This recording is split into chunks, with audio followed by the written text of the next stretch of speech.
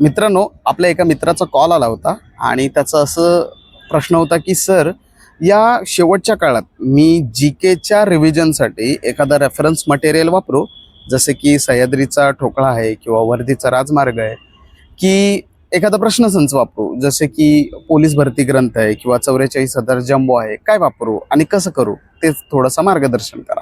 तर मित्रांनो, त्याला मी प्रश्न विचारला की तू यापूर्वी रेफरन्स मटेरियल जसे की सह्याद्री किंवा वर्धीचा राजमार्ग वापरलाय का?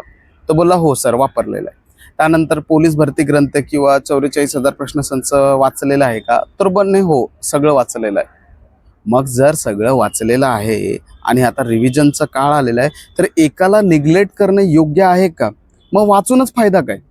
म्हणजे मला काय म्हणायचं आहे, अगोदर आपण सगळं वाचलेलं आहे आणि आता जेव्हा रिव्हिजनचा प्रश्न आलेला आहे, त्यावेळेला आम्ही फक्त हा प्रश्न करतोय की हे वाचू का ते वाचू, हे रिव्हिजन करू का ते रिव्हिजन करू.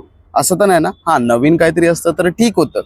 परंतु जर वाचून सगळं काढलेलं आहे, तर आता रिव्हिजनला का मागे ठरताय?